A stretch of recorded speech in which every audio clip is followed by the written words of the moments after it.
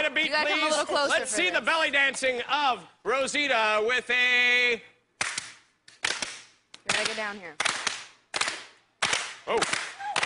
Whoa, whoa, whoa, whoa, whoa, whoa, whoa. Hold them buckets. Unbelievable. Now that's some belly dancing. Would you not say that's some belly dancing? Let's hear it for our panel. Boy, that was nice. Let's see it again with a little old school music to it. Dirty, nasty, that's the way we like it. Dirty, nasty, that's the way we like it. Hot bodies make me act naughty. You get your friends, I find my friends, and we'll find a party. There's a fiesta, estoy listo. I got the yesca, you bring the pisto. Mamacita, no me digas nada. Just make the sexy caras y mueve la... Okay, one more time. Dirty, nasty, that's the way we like it. Dirty, nasty, that's the way we like it.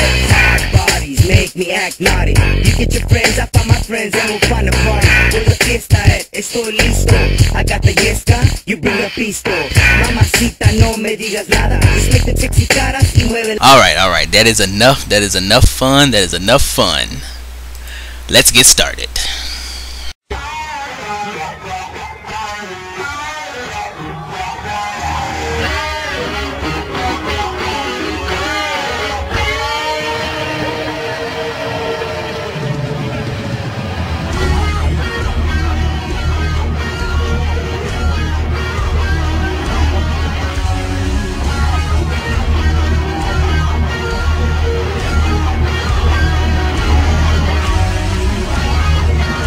Hello there, this is the Shadow Ranger, and this is After Immortal, episode 14, Blood is Thicker. This episode is actually going to be somewhat a continuation of the last episode, which was Karen's Girls. I'm going to still use the group that I put together in that episode and use them again in this episode with some tweaks though.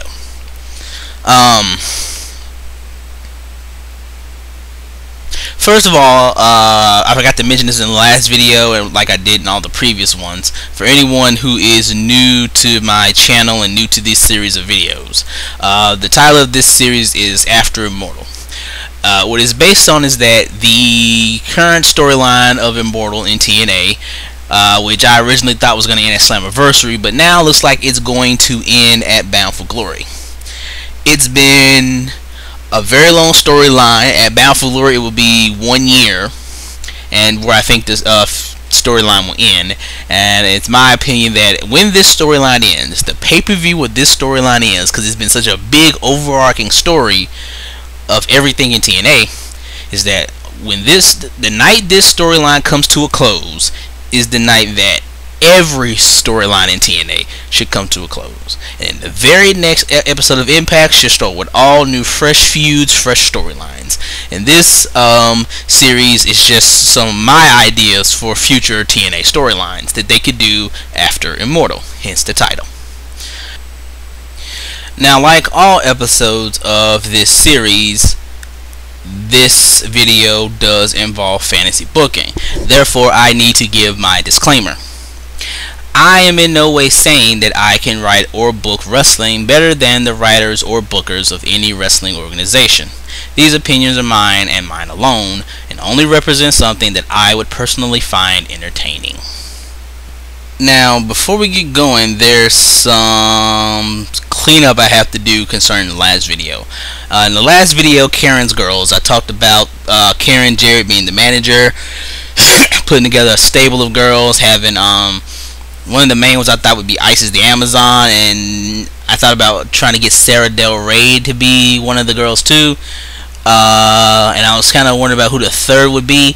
For the third, and for the sake of this video and probably future videos in this series, I'm going with Alissa Flash. I think she fits the look.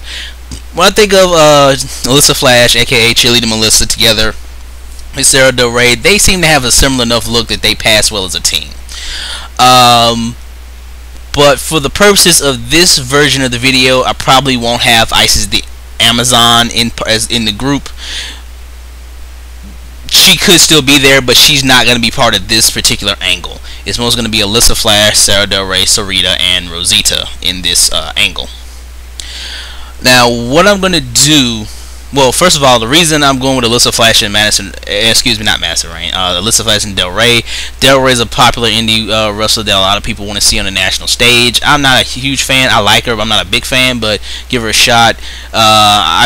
You got Karen Jarrett to do promos for them, so if Del Rey can't talk well, it won't really matter. Alissa Flash has the look that I'm going for with this angle. Also, I just always felt she never got to do enough in TNA as Alissa Flash. She was always doing the Raisha Saeed thing, so I always wanted to see her come back. I thought about putting Madison Rayne in this group, but I just felt like Madison Rayne didn't have the look or the character that fits what I wanted to do with this. So, you know, and like I said, everybody and their mama wants to see Del Rey in WWE or TNA, so I went with her and Alissa Flash. So that's the group I'm going with for this storyline. What I'm going to do with this storyline is that I'm going to turn Rosita babyface and have her and build up to her a feud with her against her current tag team partner Sarita. The setup is that at some point they've broken away from Mexican America. Maybe Mexican America is no more, but for whatever reason, the two of them are no longer part of Mexican America. Okay. I'm also going to do some re-gimmicking of Rosita to set up this angle.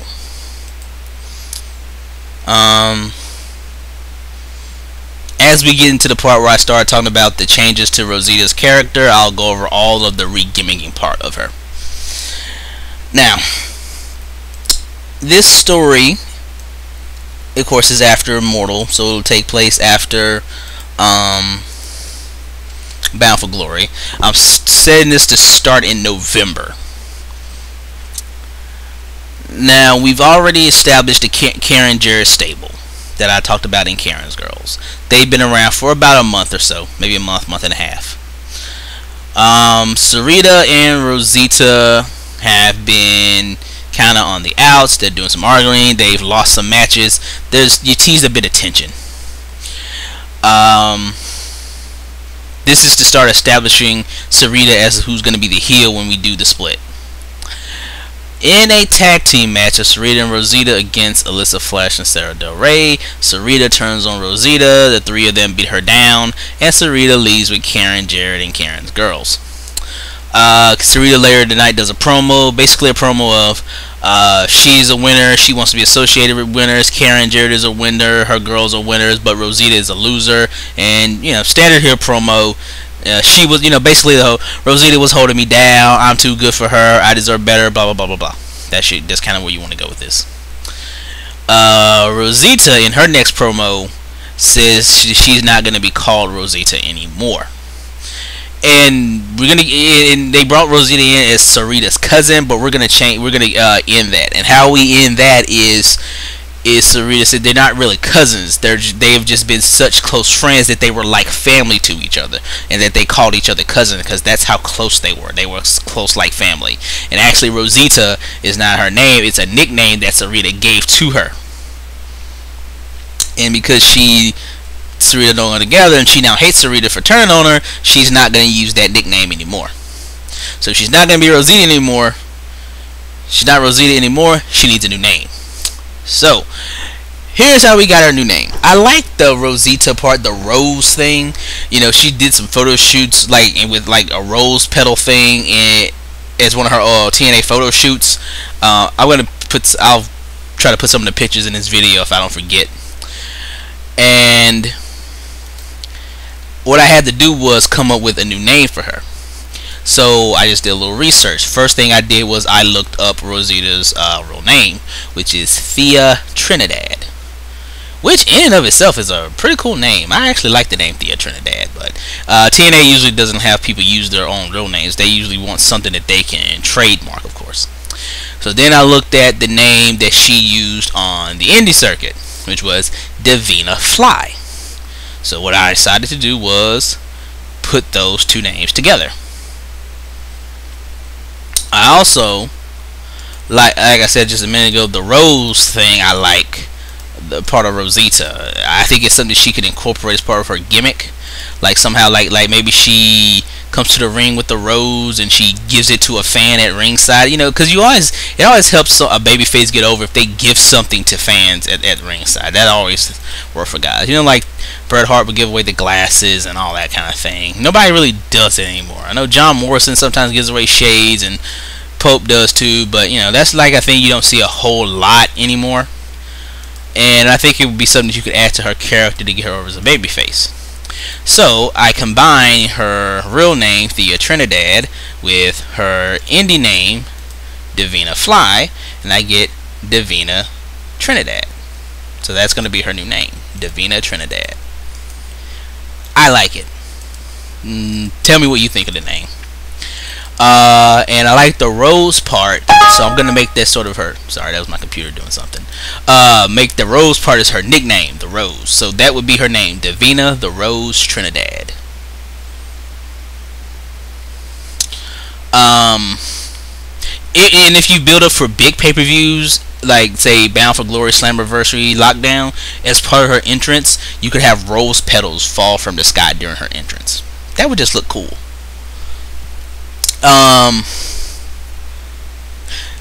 Thinking about like a finisher for her. I was trying to find like a good finisher she could do for someone her size that looks believable for someone as small as her, because she's the smallest girl on the TNA roster. So I couldn't really find a whole lot. I was thinking probably had to be something from the top rope. And an old finisher I used to love from the top rope, which only one guy really did, and you never see anybody do it again, was Booker T's old top rope finisher, the Harlem Hangover. It was like he would jump off the top rope and do a somersault into a leg drop. I always liked that move. That was always one of my favorite moves. But he hasn't done it in years, and no one else does it either. Not that I know of. If you know someone else who does it, let me know.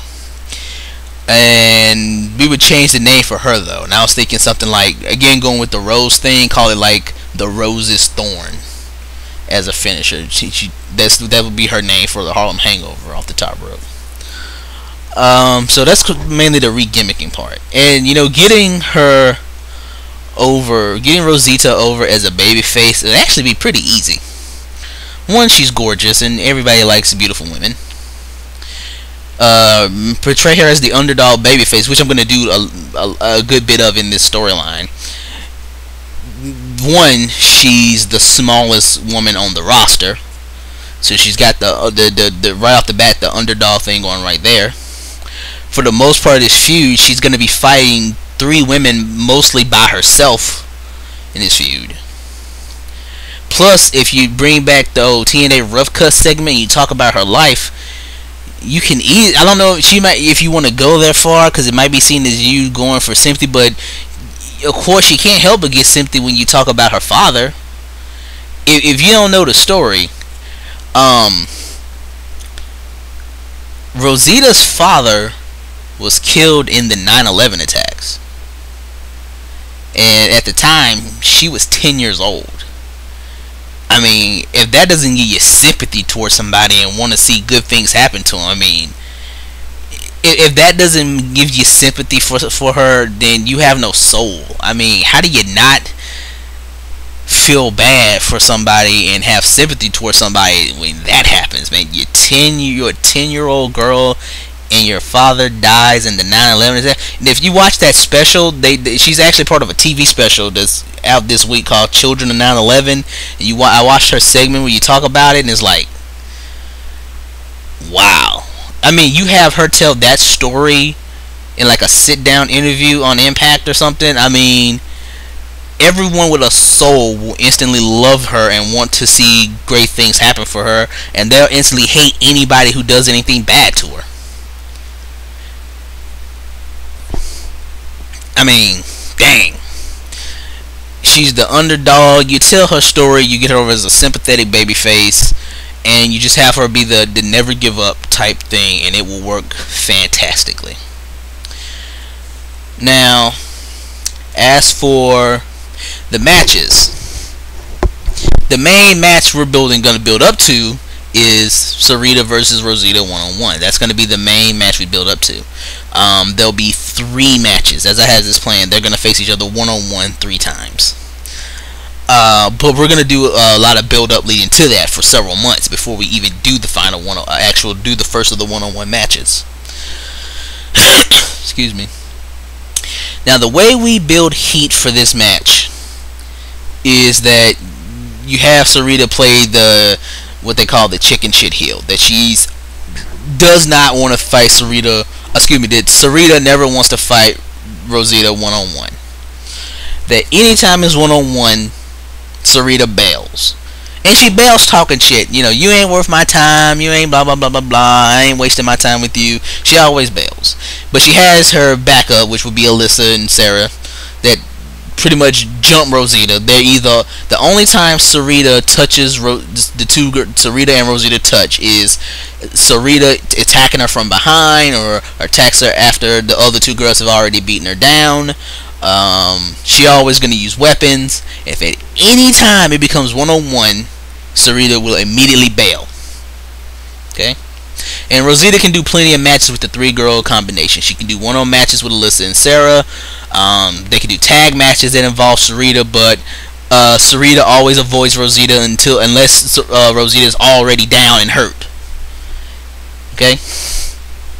So you do that enough, that builds the heat, that builds the Sarita being the heel, and it gets people wanting to see the match. So Rosita finally getting her hands on Sarita to pay her back for betraying her.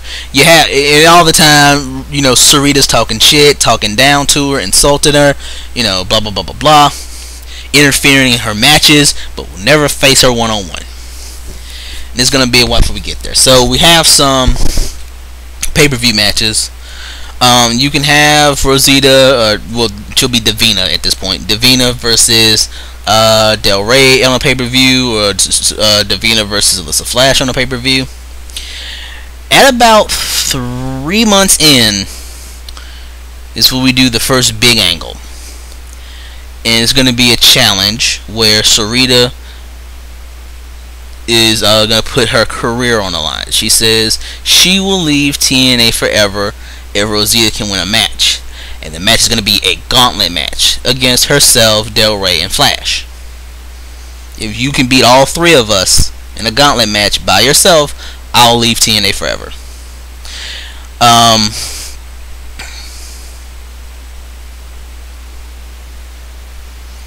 How we would do that match is the first match would be Davina against Alissa Flash, and Davina would beat her. Then she would look good against Del Rey, but Del Rey would get intentionally DQ'd and then sort of beat Davina down with a weapon, which leaves her basically defenseless, and Sarita's able to just come in and get an easy 1, 2, 3 because she's already been beaten down by 2 women. After that, Davina's going to get 2 other baby faces to back her up. It really depends on who some baby faces are in the company at the time. It could be like, you know, Mickie James and Tara or somebody, you know. She gets 2, or Tara and Test Marker, somebody to back her up. And we build up to a 6-woman tag match. It might be some type of like street fight or hardcore match, because you want to do 2 big spots where Del Rey and Flash get taken out. So Sarita doesn't have her backup anymore. And then you finally build up, go into Lockdown, where they finally have their first one-on-one match. Sarita versus Rosita, 1-on-1 in Lockdown because it's in the cage. There's no interference. Finally gets a one-on-one. Rosita wins the match. Next episode of Impact, Sarita attacks Rosita, and that's where we set up the second match, which would be on the May pay-per-view. And on that match, Sarita would win. And then you have the final blow-off match to end the feud at Slammiversary. It would be some type of gimmick match. It could be First Blood, Last Woman Standing, whatever you want to do. Some type of gimmick match, hardcore type, maybe something hardcore. There's a lot of places where you can go with it. And that would be the final blow-off match, which Rosita will win. So, at that point, the feud is over. And we've spent 8 months building up Rosita. And she's built up enough, and if this feud works the way I think it works, people are going to be very solidly behind her, and you can move her into the title picture. and have her start going for the championship. My timeline for this is starting the feud in November, early November. That would be the heel turn, Sarita heel turn, and beat down on Rosita. December, you probably do Rosita against maybe Alissa Flash. January, we do Rosita against Sara Del Rey. February, you do the gauntlet match. March, you do the 6-woman tag. April, at Lockdown, is the cage match. May pay-per-view is the rematch. In June, Slammiversary would be the blow-off. Now, I'm not gonna lie, this one ain't all me. I did base this feud on an old WWF feud. This was a pre-Attitude Era feud, and I did some tweaks to it. I added to it and did some tweaks. Bonus points for anybody who can tell me what the feud was that I based this feud on, the storyline. If you were an old school WWF fan, a pre-Attitude Era fan, you will know the feud that I based this feud on. Let's see.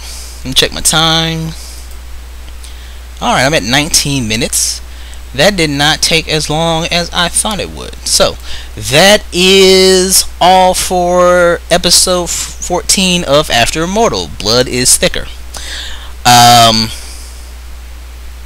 I like Rosita a lot, and I hope to see great things happen for her. And you know, I mentioned a while, but never mind, I'm not gonna get into that right now. But you know, she's somebody I like, somebody I want to see good things happen to. I want to see her go farther in the company. I want to see her as champion one day. And this storyline is really kind of set to get her ready to establish her as a singles wrestler, establish her as a babyface, and get her ready to go into the title picture. But I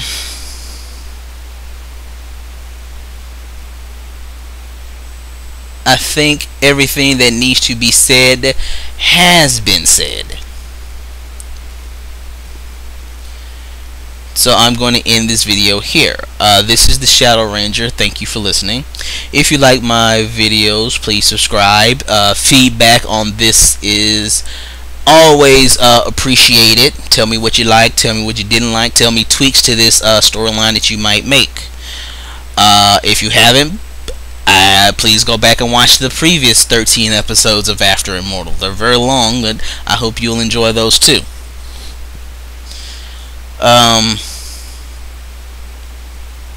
Yeah, that's all I have to say. So, thank you for listening. Have a nice day. Let's watch her belly dance one more time.